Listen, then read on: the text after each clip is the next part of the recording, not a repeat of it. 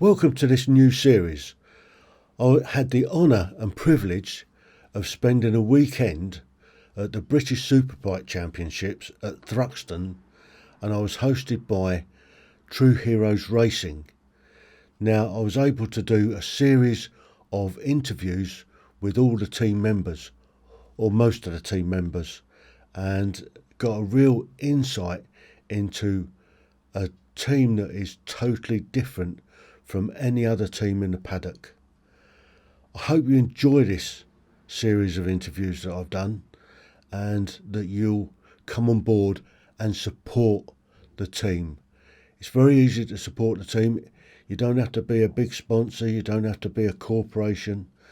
All they're looking for is they've got a supporters club. To sign up, go to the website, put in your details. It costs £10 a month. There's a small setup fee, and for that you get a t-shirt and a few other little gizzits, and then you become a supporter. £10 a month makes a big difference over the year. It's £120 that goes towards, every penny goes towards the team and helping to run it. As you can imagine, it costs a huge amount of money to run a race team, and they're running 3 bikes at the moment, so they need every penny they can get, and your support would help them along the road. So I hope you enjoy this series. Don't forget to click the like button, subscribe to the channel, and click the bell icon so you don't miss when a new episode drops. So this is the True Heroes Racing setup. So they've got the main Arctic there with the garage awning, and as you come to the side you've got the shop, which is crucial. Then you've got the smaller truck that's got the stores in, and as you come down the side you can look into the side of the garage where they keep all the tyres, and then you come into the hospitality area, and the hospitality area is crucial for the whole team. It's where they come to eat and meet up, and the team ethos is more than just a race team. So I'm still here at the BSB at Thruxton, and I've got another victim. So Jane's going to tell us a bit about how she got into the team. So Jane, welcome. Thank you. So you've come into the team a slightly different way, because you haven't got a military background other than your dad was national service. That's correct, yeah. So you've got an interesting way that you first met the team and got into becoming a volunteer. Yeah. So how was that? So I attended a World Superbikes meeting at Donington Park with a young relative of mine who has mobility issues. He's absolutely mad about motorbikes and he's desperate to ride a motorbike. And he was chatting away to somebody at Redgate Corner, and this gentleman said to him, "You need to go and see the team called True Heroes, because they've got people who ride motorbikes who've got limbs missing. So if they can do it, you can do it." And that's where it all started.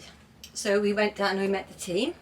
My relative sat on the motorbike and was allowed to rev the motorbike. He was 12 years old at the time. Absolutely loved it. We went back the next day and spent some more time with the team, and then they invited us to, if we were at another race meeting, if we would like to go and join them in the awning. And that's what we did, and that's where it all started. And how long ago was that? I think it was 2020. It was COVID. It was COVID time, so that was one of the reasons that we thought we could get into Donington Park, because we knew that there would be fewer spectators and we could get around with a wheelchair. Yeah. So that was the reason that we went. Fantastic. So from there then, how did you become involved with the team?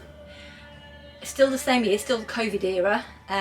We went to a meeting at Alton Park, and at Alton Park they can't start racing until lunchtime because of the restrictions on the noise. Yeah. So we arrived, and a lot of people in the team had got COVID, so they were really short-staffed. So they were struggling for people in the kitchen, people to get guests in, people to work in the shop. So I said, I can't work in the kitchen because I can't cook.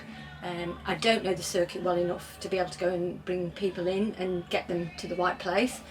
But I can work in the shop if you teach me to use the card machine. So I did a stint in the shop there, and then it's grown from there really.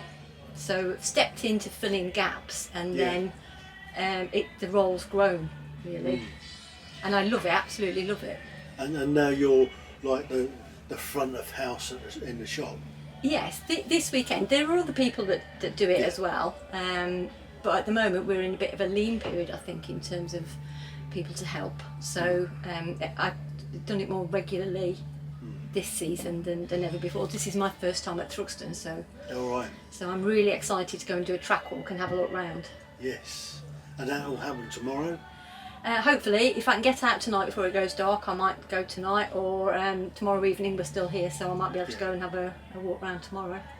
And now something new for this season that they've just introduced, and I signed up this afternoon. so can you tell us a little bit about membership? Somebody last year asked me, they were wanting to support the team, and they said, have you got a supporters club?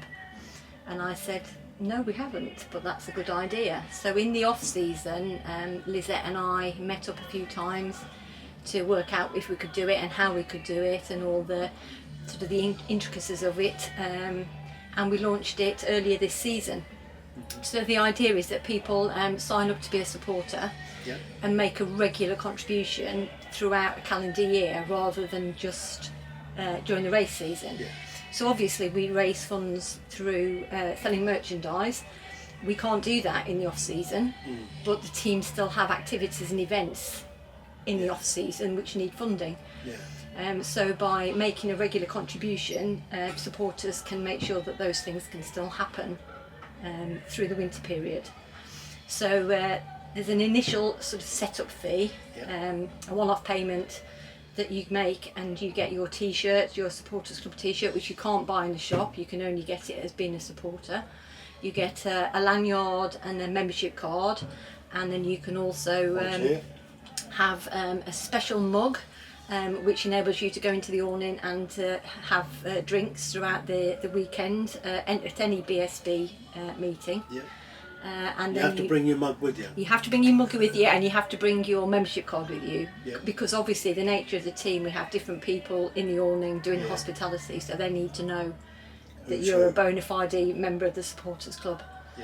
So we've signed up quite a few people, and it's lovely to see them come back and go into the awning and sit and chat with the beneficiaries and the team, and as well as enjoying the racing. Absolutely. So that's one good thing about being on a supporters club. Yes. Rather than the volunteers, you can go and watch the racing. Yes. Yes. When there's enough of us, we can sort of take it in turns and do different shifts. Go and nip out and have a quick look at the race. Quick look at the racing. Nip into the paddock and see. Yes. Yeah. Thank you very much. That's very informative. Thank you. It's a pleasure to talk to you. Let's hope that the supporters club gains legs. Yes. And more people can join it. And then, talking about joining the supporters club, how can they do it? Do they have to come to one of the race meetings to do it, or can they do it online? They can do it online. There's if you the website is still being developed at the moment. We're still finishing that off. But if there's a way to contact. You can email the team, and Lizette will get back in touch with all the information that you need to be able to join the supporters club. And there are competitions. We're doing a draw tonight, and then we've got the next competition in mind, lined up, ready. Fingers crossed. So that's another advantage of being in the supporters club. And also people are very interested in the teamwear. Some of the teamwear we don't sell in the shop, it's only available to the team members. But obviously at the start of a new season they get new kit. So they will bring their kit from this season into the shop, either at the end of this season or the start of the next season. And the supporters get first chance to buy those items if they'd like them. So obviously we sell the polos, but we don't sell things like the team gilets or the coats. So they're offered first to the supporters if they'd like to buy them. So terrific. Another advantage. So there you go. If you want to support the team and become a supporter. It's simple to do, and it does benefit the guys, because this team's not all about the racing. It's all about helping not just veterans, but anybody that's got a disability, or whether it be mental or physical. So what else does the team do, and being supporters? What do they, the supporters side of it, how do they impact the team by funding the team, or helping to fund it? I think one of the things that I think is important with the team is that they are essentially military based. However, because they're in the paddock and because they're very visible and because they're such a friendly team, and people who are not military but have a disability can still benefit from seeing that they can achieve what they want to achieve, even if they've got a disability. Yeah. So because of the military ethos, they give people the opportunity to inspire them to be better than they can be. That's right. There's no barriers to what you can achieve if you really put your mind to it. Brilliant. I hope you enjoyed that interview, and that it's inspired you to want to help and support the team. If so, follow the link up here and become a supporter. Doesn't cost much. It's £10 a month. It's like 2 pints, and you'll be helping the team to do an awful lot more work. Thank you.